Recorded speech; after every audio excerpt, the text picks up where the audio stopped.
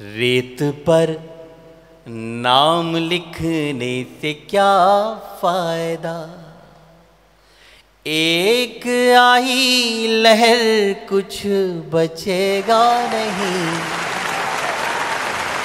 रेत पर, इसमें दर्शन भी है। देखिए, मैंने ये सोच के नहीं लिखा था कि इसमें जीवन दर्शन आ जाएगा।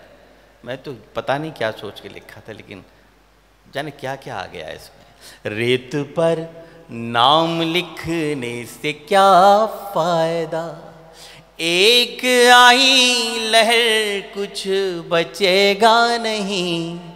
तुमने पत्थर सा दिल हमको कह तो दिया, तुमने पत्थर सा दिल हमको कह तो दिया।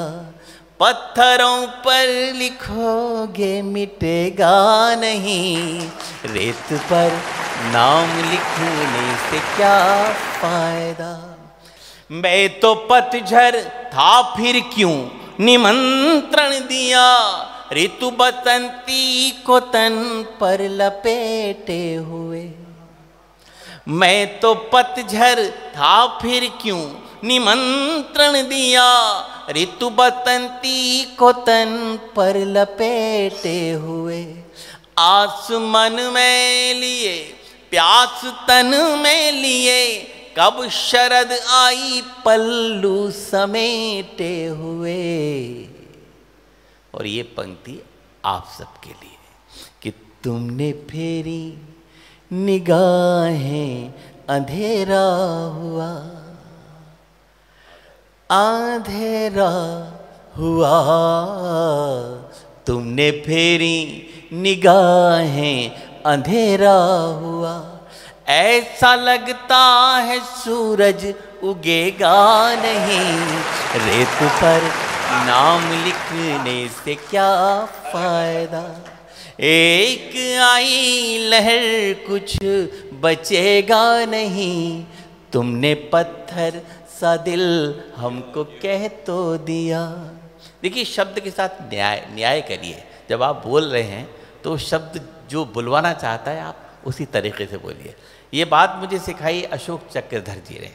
मैं उसका एक नमूना प्रस्तुत करता हूँ आपके बीच में। हिंदुस्तान में मनाए जाने वाले दो त्योहारों का जिक्र करता हूँ। मैं तो होली मना लूंगा सच मानिए, तुम दिवाली बनोगी ये आभास दो। मैं तो होली मना लूंगा सच मानिए, तुम दिवाली बनोगी ये आभास दो।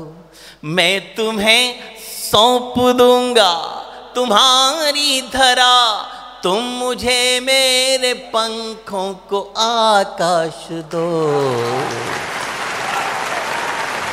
और अब देखिए, शब्द को विजुअलाइज कर रहा हूं।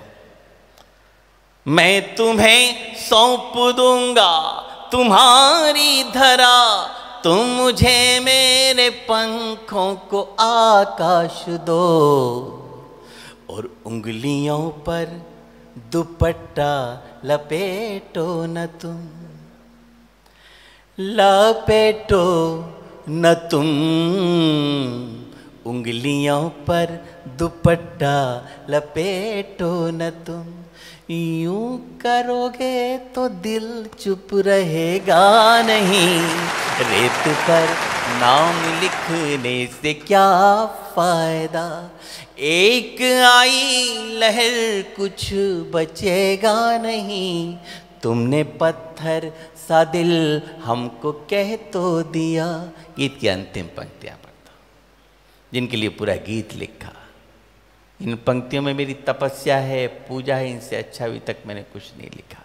या यूं कहूँ कि इससे अच्छा अभी तक ऊपर वाले ने मुझसे कुछ नहीं लिखाया तो अतिशयोक्ति नहीं होगी। राजस्थान में मैं जब मेडिकल ऑफिसर था तो 6 महीने के लिए मैं गोवर्धन की परिक्रमा में मेरी ड्यूटी लग गई। वहीं राजस्थान का बॉर्डर यूपी पे लगता है, पूंछरी एक जगह है, वहाँ हॉस्पिटल था मेरा। वो 6 महीने में मैंने भगवान कृष्ण के दर्शन करके 6 जन्मों का सुख लिया। और वहीं से ये 4 पंक्तियाँ निकली, वो आपके बीच में रखता हूँ। अगर आपको अच्छा लगे तो मुझे मन भर के आशीर्वाद दीजिएगा, और ना भी अच्छा लगे तो मेरा मन रखने के लिए मुझे आशीर्वाद दीजिएगा। मैं निवेदन करता हूं। आंख खोली तो तुम रुक्मिणी सी दिखी, बंद की आंख तो राधिका तुम लगी।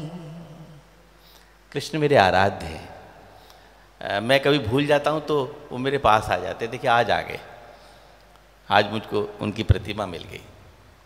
आंख खोली तो तुम रुक्मिणी से दिखी, बंद की आंख तो राधिका तुम लगी। जब भी सोचा तुम्हें शांत एकांत में, मीराबाई सी एक साधिका तुम लगी। कृष्ण के जीवन में 3 कैरेक्टर आए, राधा, रुक्मिणी और मीरा। जब भी सोचा तुम्हें शांत एकांत में, मीराबाई सी एक साधिका तुम लगी। और कृष्ण की बांसुरी पर भरोसा रखो। अनुराग जी और शेफाली जी, आपका बहुत बहुत आभार व्यक्त करता हूँ इस अंतिम पंक्ति के माध्यम से कि आपने हमें भोपाल की क्रीम से मिला दिया। हम भीड़ में कवि सम्मेलन सुनाते हैं, अपनी कविताएं सुनाते हैं, तो बस भीड़ वाला मामला ही सुना पाते हैं, वही चवन्नी छाप कविताएं सुनानी पड़ती हैं। यहाँ आज हम अपनी 100% खरी कविताएं सुनाते हैं। जब भी सोचा तुम्हें शांत एकांत में, मीराबाई सी एक साधिका तुम लगी। और कृष्ण की बांसुरी पर भरोसा रखो। कृष्ण की बांसुरी